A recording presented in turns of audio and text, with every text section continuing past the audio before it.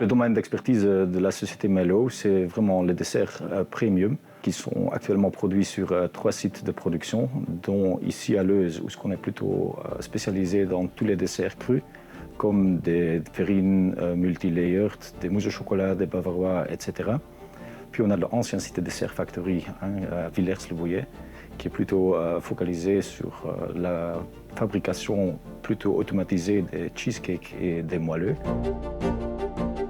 Mais là où on a intégré 2 entreprises, donc 2 entreprises familiales, donc c'était quand même l'intégration, c'était un sacré boulot et c'est toujours le cas aujourd'hui.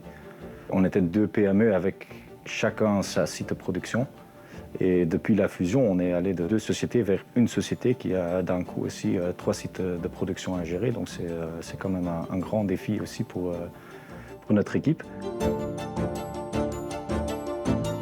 On a actuellement 200 employés qui sont sur le payroll fixe et dépendant des saisons. Comme on a des produits premium qui connaissent quand même une saisonnalité, on a encore 200 à 150 personnes sur les 3 sites supplémentaires dépendant des saisons.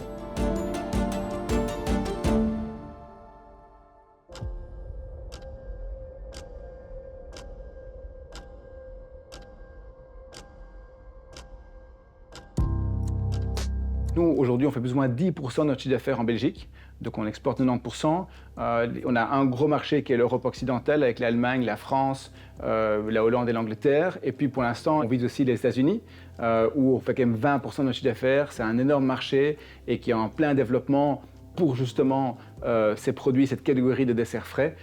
Et alors nouvellement ici maintenant, on vise un peu plus l'Asie avec le Japon, la Corée, Taïwan, qui commencent aussi à s'ouvrir à ces desserts premium.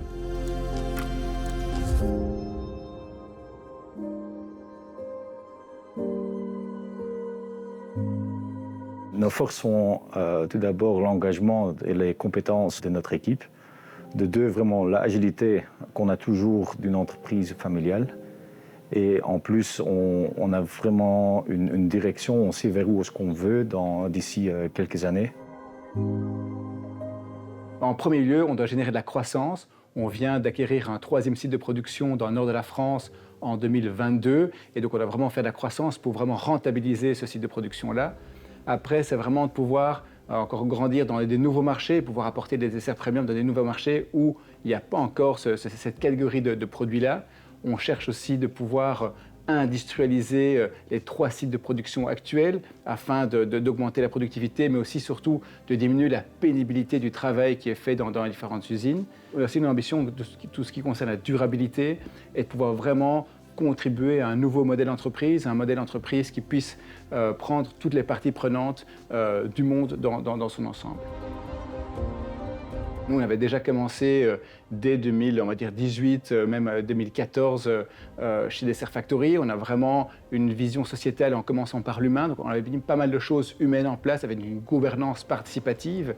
Ici, maintenant, avec la création de Melo, on a un peu revu toute notre vision sociétale depuis le départ. Et donc on s'est attaché, on a engagé une personne qui est responsable 100% de son temps de notre vision sociétale et de notre engagement sociétal. Et puis la première mission de cette personne-là, cette année-ci, ça a été de créer justement la vision sociétale de Melo. Et donc pour cela, on s'est aidé de la région wallonne, la SMALA et aussi Wallonie Entreprendre, qui nous ont aidés à pouvoir vraiment faire émerger une vision sociétale pour l'ensemble du groupe. On a fait ça de façon participative et cette vision sociétale est en train d'être acceptée maintenant, validée par le cercle stratégique et par le conseil d'administration. Et alors cette vision sociétale comporte 4 grands axes. De 1, c'est vraiment, on veut que chaque collaborateur de l'entreprise soit vraiment épanoui et puisse contribuer à un modèle d'entreprise inspirant. On veut réduire l'impact écologique de l'ensemble de nos gammes, mais aussi on voudrait vraiment pouvoir construire une gamme de desserts à impact positif d'ici 2030. 3e point, c'est vraiment la juste répartition des profits entre les différentes parties prenantes, que ce soit nos fournisseurs, nos clients, mais aussi nos collaborateurs et bien sûr les actionnaires. Et le 4e point, c'est aussi c'est de pouvoir nouer des partenariats pour justement atteindre ce nouveau modèle d'entreprise.